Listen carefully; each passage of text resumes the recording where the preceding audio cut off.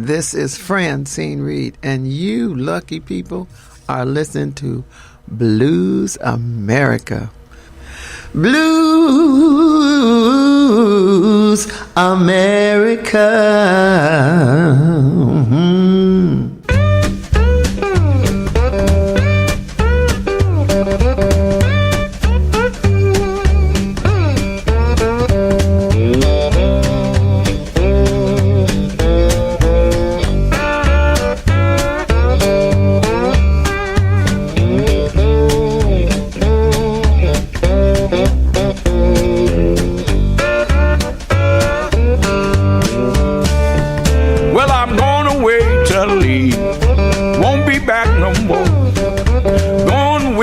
South, child, don't you wanna go? Woman, I'm trouble. I be all worried mind. Oh, well, I just can't be satisfied, and I just can't keep from crying. Well, I feel like snapping pistol in your face. I'm gonna let some graveyard be your resting place. Woman, I'm trouble. I be all worried mind. Oh, well, I just can't be satisfied, and I just can't keep from crying. Well, I'm all in my sleep, hear my doorbell ring, looking for my baby, don't see not a doggone thing. Woman, I'm trouble. I be all worried mind.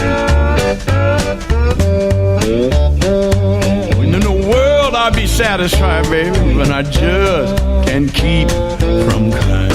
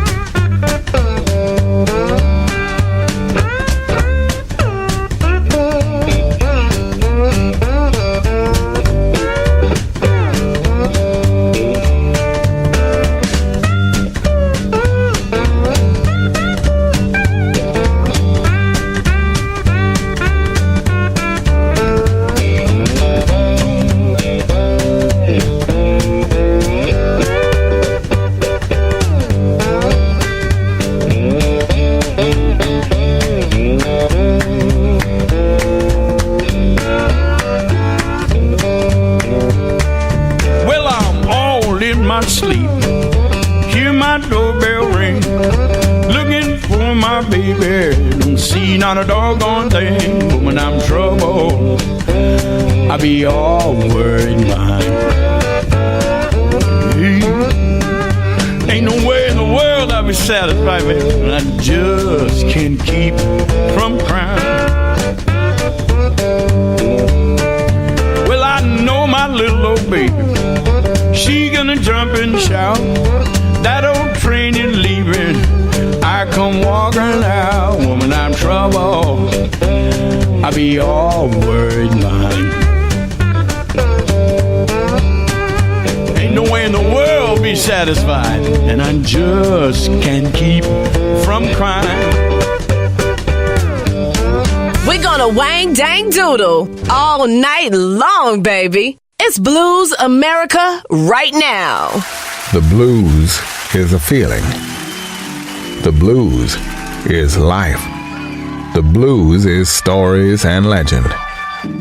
The blues is the heart and soul of America. It is our history and national standard. Everything started from the blues. It's time now for Blues America. Blues America. Broadcasting coast to coast. Let's talk about the blues, shall we? Alligator recording artist, the award-winning soul, blues, and R&B vocalist, the great Curtis Salgado, is joining me today. His new album is called Rough Cut, a stripped-down project he completed with local Portland guitarist Alan Hager. It's climbing the charts and features 13 songs played in the traditional blues mold that will surely cleanse the palate. We'll take a listen to it and talk about it during our blues conversation. Now, Curtis is a blues veteran of 40 plus years. He sang with the Steve Miller Band, Santana, and fronted the Robert Cray Band before launching a brilliant solo career. NPR calls him a blues icon with a huge voice.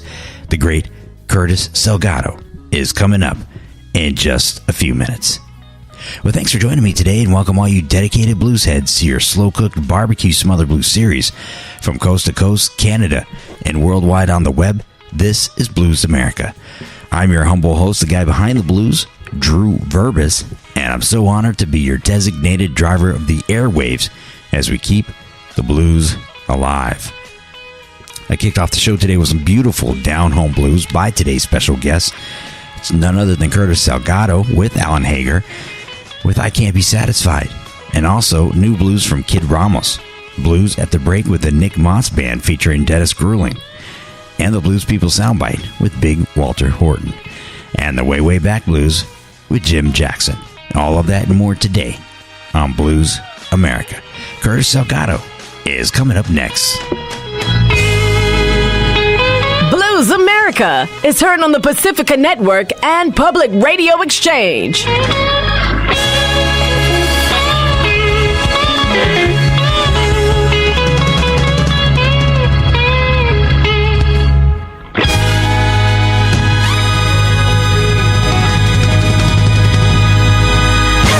Blues America is recorded and produced at the Chico Chisholm Memorial Studio. It's Chico Chisholm, the blues man.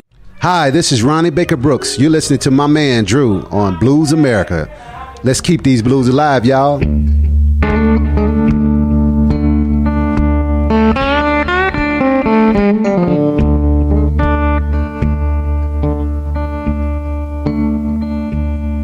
It's like a dream.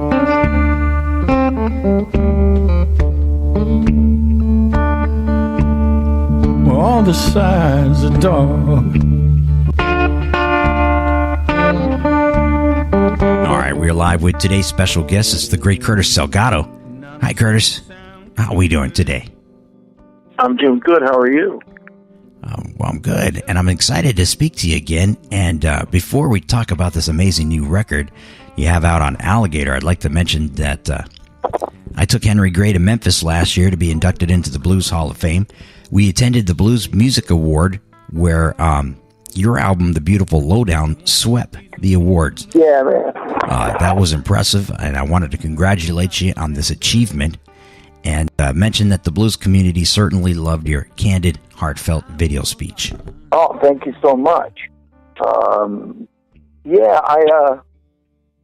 I didn't see that coming, that's for sure. I did not see that coming. And it was, as a matter of fact, I can't remember what I was doing, but my girlfriend said to me, you know, the awards are going right now. I was like, oh, yeah, God, that's right. And then she looked it up, and she goes, I think you've won one. And then she kept going, and she said, I think you just swept it. I was like, what? Yeah, right. It was an amazing night. So speaking of great records, you've got another one to talk about. It's a lot different than anything out today. It's a down-home acoustic project called Rough Cut. Yes, sir. Available on Alligator Records and features Alan Hager. It has been a long time. A lot of fans and friends have been going, when are you going to make a record that's got harmonica on it? Because I don't play harmonica a lot on my record. And this record was just exactly what it was. It was, I think I'll make a blues record.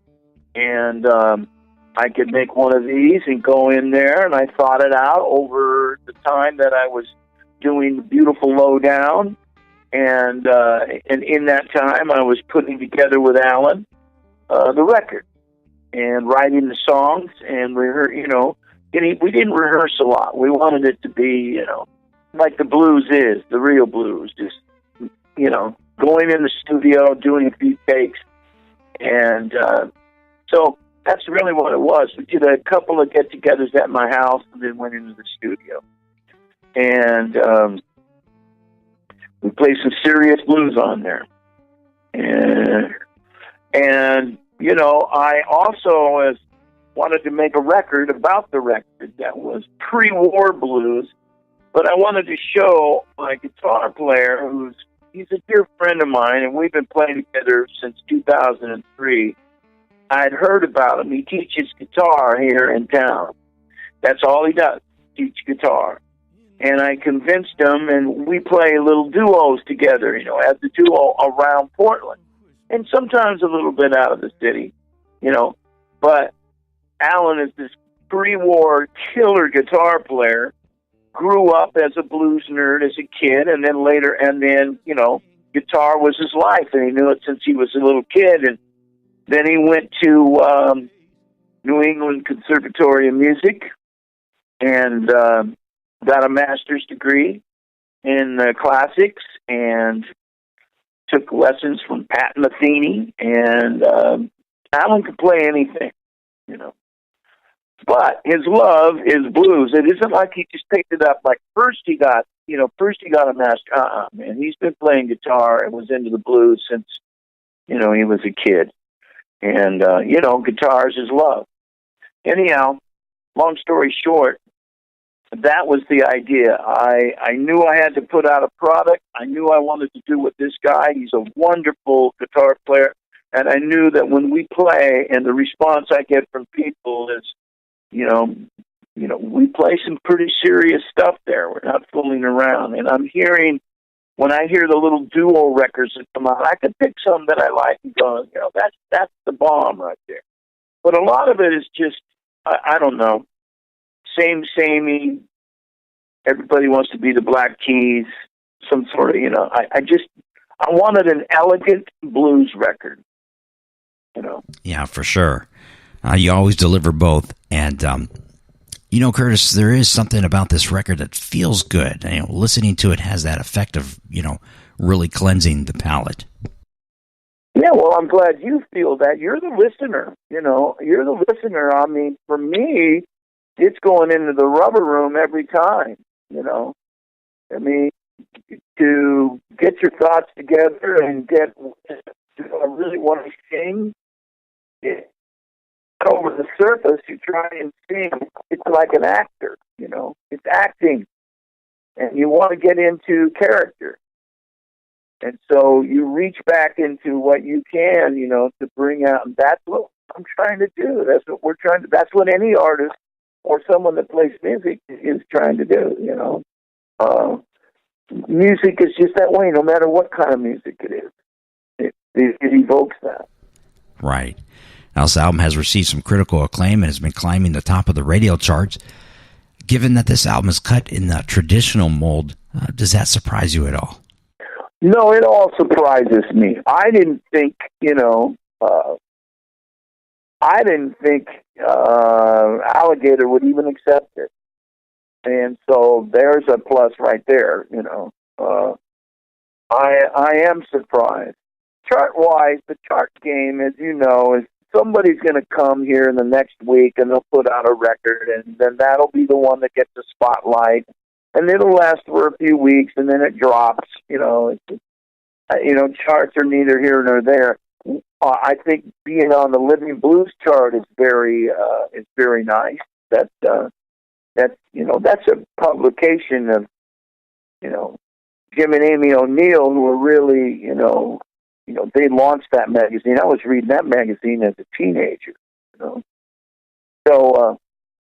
But all of the charting and all of that, and the radio airplay and stuff, it's wonderful. And Alan, he's never had this before. He's never played the game, is what I call it, you know. He's never, this is new to him.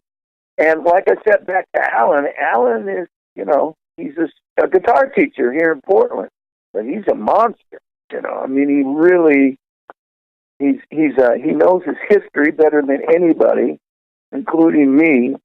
And, you know, he can give you dates and times and what session and who played what and where. I can do that, but by God, I got to admit, he knows stuff I don't know. You know, that's the kind of nerds we were, you know. Well, hey, I love the rendition of Morning Train. That's about midway through the record. Lead us into the song. Morning Train, yeah, it is very old. I can't